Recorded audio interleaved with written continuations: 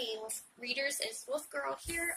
Been forever since I've made a video for you guys. I was super busy last year, so I didn't actually get the chance to do any kind of videos for you guys. So I figured what I would do is I made a trip to the bookstore last night, and I actually picked up two books, the first and second in Sarah J. Maas's Throne of Glass series. So I actually haven't read any of these. It was huge last year, and everybody was talking about it, and I really didn't have time to read a new one. And so I decided that I would give it a shot this year. So I was at the bookstore, and I really didn't see anything else that grabbed my attention. And I saw those, and I was like, everybody's been recommending it. I was like, okay, so let's give it a shot. I literally, I'm literally on chapter 1. So I don't even know if, I don't know what's going on yet, and I don't know if I'm even pronouncing these names right. We'll see. So when I go to talk about it, if I'm pronouncing the names wrong or I'm butchering them, please feel free to let me know, because I probably will. Other than that, I guess I will probably make this kind of like a bunch of little videos put together as I read the books. And I'll let you guys know. I'm really hoping I didn't hype it up, because listening to everybody else, it seemed like an extremely good read.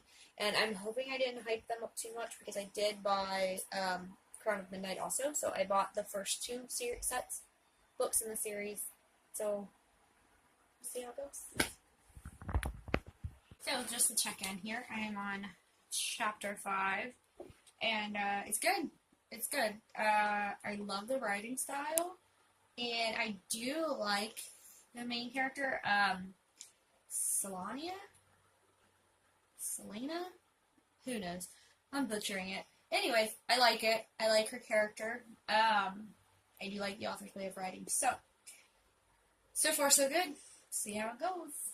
Okay, so I finished Throne of Glass. I obviously didn't, put as many checkpoints in the videos as I planned. I planned on kind of talking through reading, but I kind of got engulfed in the book and read straight. So I actually just started Crown of Midnight. I really did like Throne of Glass, so I do have a couple of nitpicks. And I wouldn't say they're bad nitpicks, because I think the author's writing is beautiful. I think she has a very, very descriptive way of writing. I do love her characters, and I think they're extremely, extremely well defined and just extremely well built. So, that being said, my biggest problem was the whole relationship between Selena and Dorian. I liked it. I liked it a lot, especially towards the beginning. And then at the end, where she seemed very, very enamored with him, just very comfortable around him. And I was just like, I really, really like Cole. But his character seems to flop a bit much. Okay, so I'm getting off track. Anyways, so as far as the thing between Selena and Dorian, like, my biggest thing is, like, it just seemed to have 180. Like, the minute she got free, it was like, bam, I don't want anything to do with you. And I don't know why I have such a problem with this, because I understand it from just a personal point of view. Like, I understand life changes, and then it's, what you want out of life changes. But for Selena, it just seemed like her character arc through the book, I want to say, like, it felt like it took some steps back when that happened. Just the thought process seemed very detached from only a chapter prior. So I don't know if the impact of her winning the tournament and getting her freedom, if that was supposed to be more of a monumental life change. But I just didn't get that until the thought process changed. So it kind of threw me a little bit. I do like that her and Cole are getting close, because I like him a lot. Now, my only problem with him is his character, to me, at the beginning, was much more attractive and I thought much better as far as being his whole dynamics.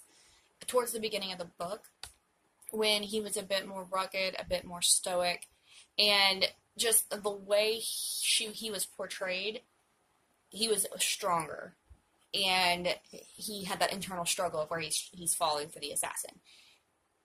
However, towards the end of the book and the beginning of Crown of Midnight, which I'll actually do a separate video on, he's kind of, I guess, emerging as more of a normal person or a more laid-back person, or just maybe it's the simple fact that Celaena's, noticing more of those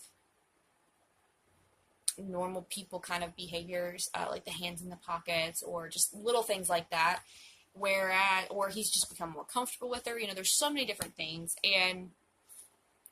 but his internal battle, it just seems like it was very realistic in the first book, but towards the end of Throne of Glass and the beginning of Crown of Midnight, it seems to flip-flop very drastically from he secretly harbored this affection for her, and it only came out when she was in danger, or, whatever, like, spoiler alert, but when he killed, when he stabbed Cain, it was just a knee-jerk reaction to protect her. And I guess now it seems to be more of a wishy-washy kind of love-hate relationship. So I'm hoping it gets back to the point where it's, he keeps his distance, but he's unable to control that affection for her when something bad happens, as opposed to, like, 1 minute showing affection and then the next minute being like, oh, okay, I can't do this. Like, I don't know, it just seems a little bit too predictable. So that's kind of my only nitpicks about the story. I actually really enjoyed the plotline, and I think that the way it was done was really well. It had a very, very nice twist in it when the word marks and things like that came in to play. I think the twist was very, very well done, because I didn't see any of that coming. Any of the extras as far as like the Fae and the realms and stuff like that, I didn't see any of that coming. Until it was like right upon it. And the only downside is I did see, I kind of got the hint that the king was involved, but I definitely knew it was Keen several chapters prior to. And that Pennington, whatever, the fat slob guy, I definitely knew he was into it too. Now, I loved in Crown of Midnight where she just started inkling at the Kaltain how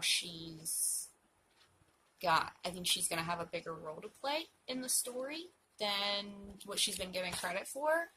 And those Archer characters I just got introduced to in Crown of Midnight, I think that's really cool. So far it's really good. The storyline's really nice. I like the magic that's coming into play. But I still think, so at the end of the last book, at the end of Throne of Glass, when Celaena is kind of having, I guess, sort of a revelation there when she's hanging out with Cole. To me, it just seems like the character's a little thin, a little superficial, just because there was so much depth to her leading up to the ending of that book, that the very ending seemed a little anticlimactic as far as the characters went, which I was really surprised about, because I think Sarah J. Maas has done an amazing job at writing these characters.